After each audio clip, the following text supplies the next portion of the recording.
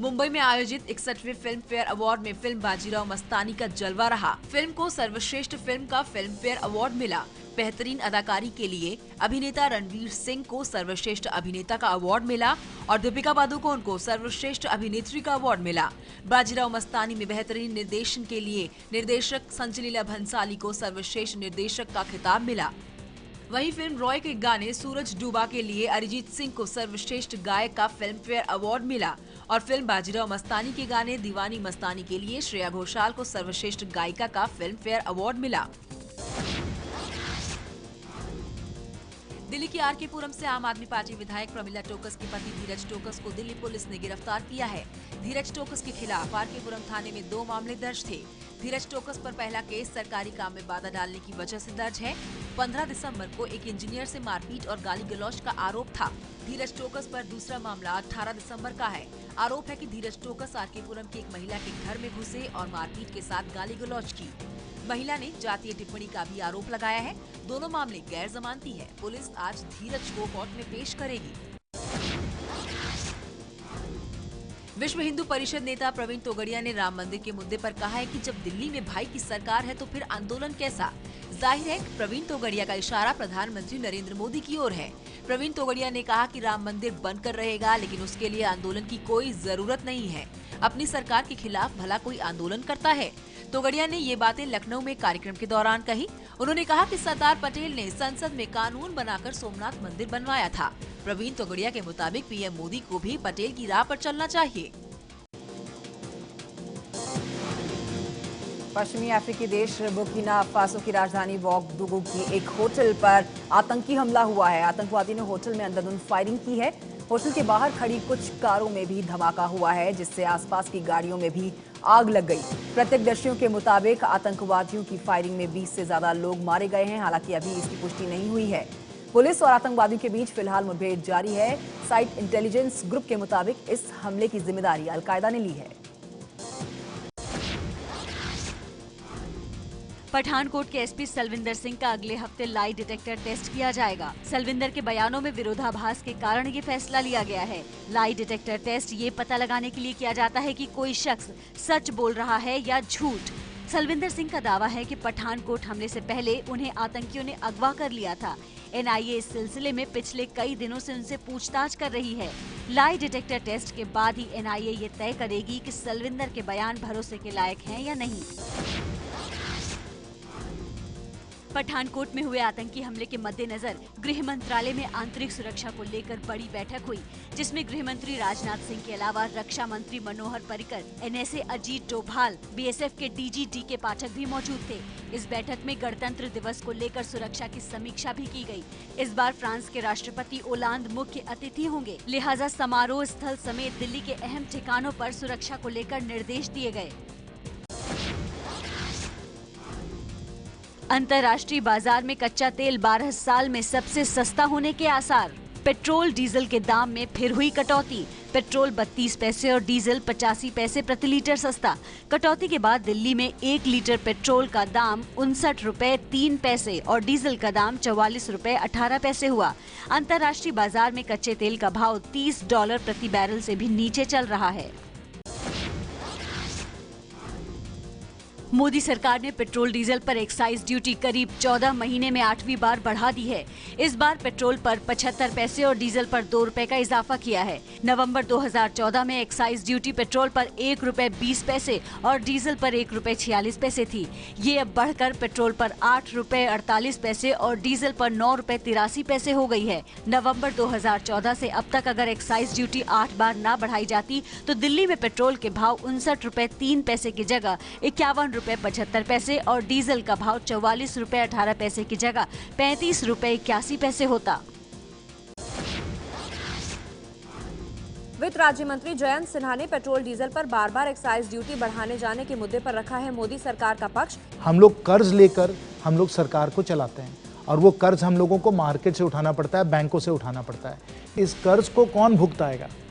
आपके बच्चे, हमारे पोते, हमारे नाते यही भुगताएंगे। तो इसलिए हम लोगों को अगर इस तरीके से एक जिसको कहते हैं विंडफॉल आया है तेल के दाम पे, तो हमारी कोशिश होनी चाहिए अपने बच्चों पे जो बोझ है उसको तो थोड़ा कम करना चाहिए, वही तो हम लोग कम कर रहे हैं। उनका लक्ष्य जीएसटी में बाधाएं लाए और फिर वो बोले 6 दिन नहीं आए। आप वैसे ही हैं जैसे पिछली सरकार थी। अरुण शौरी कह रहे हैं कि ये कांग्रेस प्लस काव है। मैं वास्तविकता के बारे में बात करना चाहता हूँ, साउंड बाइट्स नहीं। सरकार का खर्चा है 18 लाख करोड़, कुल मिलाकर हम लोगों का कलेक्शन 12.5 लाख करोड़। हर साल सरकार 5.5 लाख करोड़ की घाटे पे चलती है। पे कमीशन में खर्चा हमें 1 लाख करोड़ करना पड़ेगा, हम लोग करेंगे। प्रेस कॉन्फ्रेंस आज रात 8 बजे। बिहार के भागलपुर कृषि विश्वविद्यालय में जूनियर कृषि वैज्ञानिकों और असिस्टेंट प्रोफेसरों की भर्ती में बड़े पैमाने पर धांधली का खुलासा। 2012 में 281 पदों पर भर्ती के लिए करीब 2,500 लोगों का इंटरव्यू हुआ और 166 लोग नियुक्त हुए। एबीपी न्यूज के पास मौजूद मेरिट लिस्ट के मुताबिक कई अभ्यर्थियों ने शैक्षणिक योग्यता के कॉलम में 80 में 55 से 62 तक नंबर हासिल किए, लेकिन इंटरव्यू और प्रेजेंटेशन में उन्हें 0.1 देकर होड़ से बाहर कर दिया गया। अब एक कमेटी पूरे मामले की जांच कर रही है। जम्मू कश्मीर में महबूबा मुफ्ती की अगुवाई में नई सरकार के गठन पर गतिरोध जारी है। पीडीपी की जल्द ही इस मसले पर बैठक हो सकती है। इस बीच पार्टी के एक नेता ने पूछा है कि बीजेपी ये बताए कि क्या वो पिछले साल की सहमति वाले गठबंधन के एजेंडा पर अब भी सहमत है। वहीं नईम अख्तर ने कहा है कि पीडीपी पिछले 10 महीने के कार्यकाल की समीक्षा करेगी। बीजेपी पहले ही महबूबा मुफ्ती की अगुवाई वाली सरकार को समर्थन का पत्र राज्यपाल को सौंप चुकी है। जम्मू कश्मीर में फिलहाल राज्यपाल शासन लागू है। लाइफ सपोर्ट सिस्टम पर रखे गए लाइलाज मरीजों को इच्छा मृत्यु देने की याचिका पर सुप्रीम कोर्ट में सुनवाई। कोर्ट ने केंद्र सरकार से मांगा जवाब। सुप्रीम कोर्ट में ये याचिका एनजीओ कॉमन कॉज ने दायर की है। सुनवाई के दौरान याचिकाकर्ता के वकील प्रशांत भूषण ने कहा कि कोमा में पहुंचे मरीज को पहले से ही ये लिख कर रखने का अधिकार होना चाहिए कि जब उसके ठीक होने की उम्मीद खत्म हो जाए तो उसके शरीर को यातना न दी जाए। इस पर कोर्ट ने केंद्र सरकार से 1 फरवरी तक जवाब मांगा है। उत्तर प्रदेश के मुरादाबाद के एक गांव के लोग आवारा कुत्तों के खौफ में जीने को मजबूर हैं। आवारा कुत्ते अब तक 2 बच्चियों को मार चुके हैं। मुरादाबाद के कुंदरकी के चतुपुर नगला और आसपास के कई गांवों में खूंखार कुत्तों का खौफ है। प्रशासन ने कार्रवाई का भरोसा दिया है। कुत्तों को गांव से बाहर करने के आदेश दिए गए हैं, लेकिन अभी तक कुत्तों को बाहर नहीं किया जा सका है।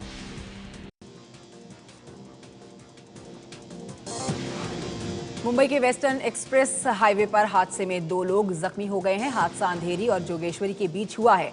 बताया जा रहा है कि स्कोडा कार ने पहले सड़क किनारे खड़े जेसीबी को टक्कर मारी और इसके बाद पास ही में खड़े 2 ट्रकों को भी टक्कर मार दी। बताया जा रहा है कि सेफ्टी बलून खुलने की वजह से कार सवार दोनों शख्स जो है उनको ज्यादा चोटें नहीं लगी है, लेकिन स्कोडा कार की रफ्तार इतनी तेज थी कि ड्राइवर संतुलन नहीं रख पाया।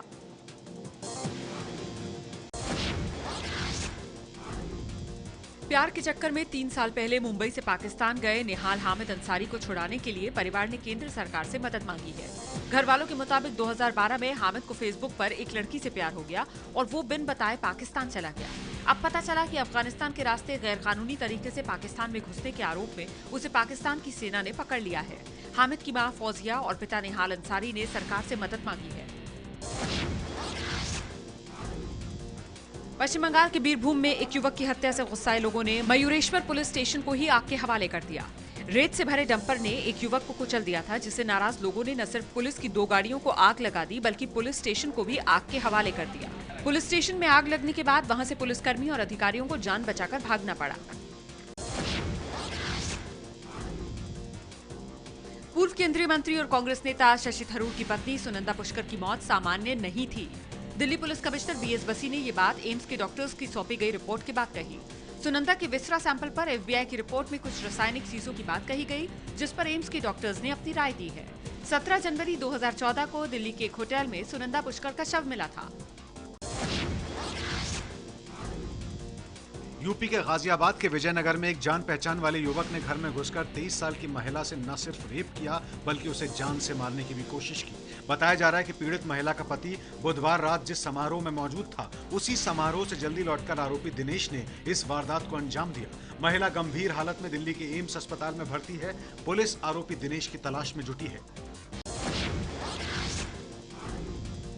चॉकलेट का पहला पोस्टर लॉन्च हो गया। 19 फरवरी को रिलीज होने वाली इस फिल्म में शीना बोरा के किरदार में दिखेंगी फिल्म अभिनेत्री रिया सेन। तो शीना की हत्या की साजिश रचने वाली मां इंद्राणी मुखर्जी की भूमिका में नजर आएंगी महिमा चौधरी। साल 2012 में शीना की हत्या गला घोटकर की गई थी। हत्या के आरोप में मां इंद्राणी जेल में बंद हैं।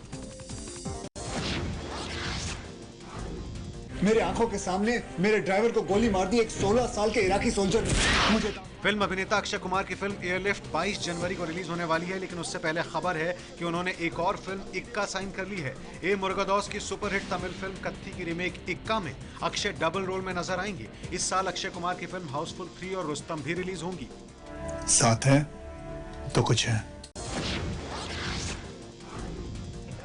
कलर्स टीवी का show comedy nights with Kapil 17 जनवरी को बंद होने से लोग ही नहीं बल्कि शाहरुख और फरहान अख्तर जैसे फिल्म कलाकार भी दुखी हैं। हालांकि खुशी की बात यह है कि कॉमेडी नाइट्स विद कपिल की पूरी टीम खबरों के मुताबिक स्टार प्लस पर नए नाम वाले शो के साथ दर्शकों को फिर गुदगुदाती नजर आएगी। हालांकि अभी शो का नाम और फॉर्मेट तय नहीं है। फ्रांस के रेन शहर में एक नई दवा के परीक्षण के दौरान एक व्यक्ति के ब्रेन डेड होने के बाद मौत हो गई, जबकि 6 लोगों को गंभीर हालत में अस्पताल में भर्ती कराया गया है। फ्रांस के स्वास्थ्य मंत्री के मुताबिक इनमें से 3 के दिमाग पर दवा का खतरनाक असर हुआ है। दवा का परीक्षण कुल 90 लोगों पर किया गया था। ये नई दवा एक दर्द निवारक दवा थी जिसमें भांग मिली हुई थी। फ्रांस के स्वास्थ्य मंत्रालय ने इस दवा को मंजूरी देने से इनकार कर दिया था। दवा का परीक्षण बायोट्रायल नाम की फ्रांसीसी मूल की कंपनी कर रही थी। कंपनी ने अपनी वेबसाइट पर दिए एक संदेश में दावा किया है कि हर स्तर पर अंतर्राष्ट्रीय नियमों और जैव परीक्षण की प्रक्रिया का पालन किया गया था। चीन के हेनान प्रांत के तंगसू शहर की पटाखा फैक्ट्री में हुए धमाके में 10 लोगों की जान चली गई, जबकि 7 लोग घायल हो गए। विस्फोट से फैक्ट्री पूरी तरह तबाह हो गई है। फायर कर्मी मलबा हटाने में लगे हैं। घायलों को अस्पताल में भर्ती कराया गया है। हादसे की वजह पता नहीं चल पाई है।